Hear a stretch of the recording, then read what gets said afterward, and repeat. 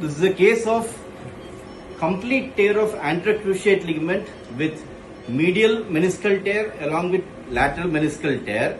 So two meniscus and one cruciate ligament is torn. So we have done the clinical examination in my clinic itself. We could see that there was a clear-cut Lachman positive and anterior draws positive. What happened was he met with a road traffic accident. He fell down from the bike where his knee got completely twisted and dislocated, because of which he came to my clinic with severe swelling of knee. So I examined him. I couldn't do the test because of severe pain. I asked him to come after 3 days. Then I examined him. I could see that there was a clear-cut anterior drawers, Lachmans and pivot shift positive. So I took him up for ACL reconstruction after that, after getting an MRI done obviously. It was written that there is a complete tear of ACL along with posterior horn of lateral meniscus and anterior horn of medial meniscal tear.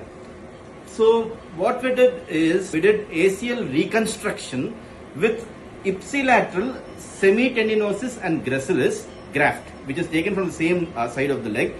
And we reconstructed it, we prepared it, and we used it to reconstruct the ACL, anterior cruciate ligament.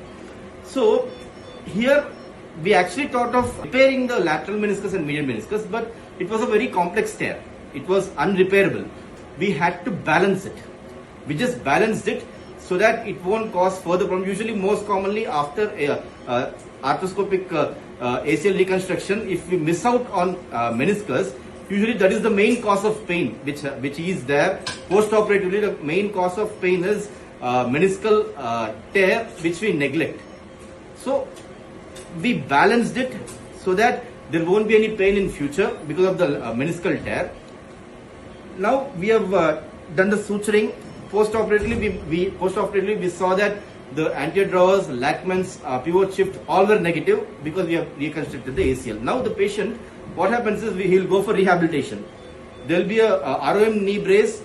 First 1 week, he'll bend his knee up to 30 degrees.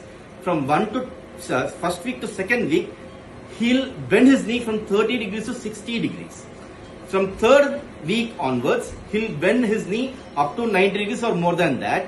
From first or second week itself, usually I ask the patient to bear weight from second week because we didn't do any meniscal repair. He can bear weight from second week itself after suture removal. He can walk with partial weight bearing or toe-touch weight bearing on his both the lower limbs, mainly on the right lower limb, which is operated limb.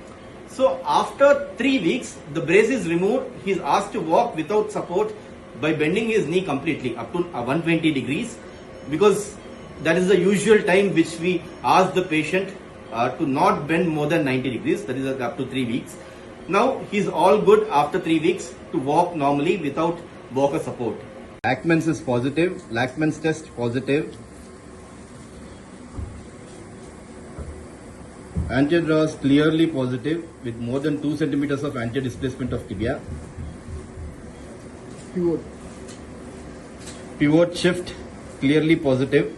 You can see the pivoting of tibia because of the lack of ACL, which is completely torn. MCL and LCL are intact. So this is a clear-cut ACL tear clinically. So this is a complete tear of ACL. There is no attachment at all. Behind is the PCL, which is properly intact, but ACL, which is completely cut, completely gone. Both the bundles are completely detached from femoral attachment. So for this now we are planning for ACL reconstruction with ipsilateral, gracilis plus semitendinosus graft. Ipsilateral, same knee. So this is the lateral meniscus posterior horn, which is completely torn. Now we are balancing it. We are unable to repair it because of the complete tear and complex tear. Because of the complex tear, we are unable to repair it. So we chose to do meniscal balancing. So lateral meniscal balancing we are doing with the punch and the shaver. We are doing it such a way that the part won't come into the joint and won't cause that locking of knee. So we are balancing it for that reason. And this is the main cause of pain later in later part of life. This will be the main cause of pain if we leave it. So lateral meniscus, posterior horn, we are balancing it. But after this, there are high chances of lateral condyle or lateral tibial condyle or lateral femoral condyle arthritis. in later stage of his life, because of the loss of meniscus at that particular part, there will be higher chances of osteoarthritis, probably 10 years earlier than the normal time which he will get. So we are passing the graft. We have already passed the endo button and we have flipped it. Now this is the graft that we are passing. I will show you the marking that we have done. This is the marking that we have done. Till there it has to be passed. So slowly it is being passed. Slowly it is being passed. ACL that we are seeing now. This is the mark that we have told you previously. So this is the reconstructed ACL, fully tight. Like we have seen, we are testing it with the probe. This fully tight. Posteriorly, that is the PCL, which is clearly intact. LCL was damaged posterior horn. We balanced it.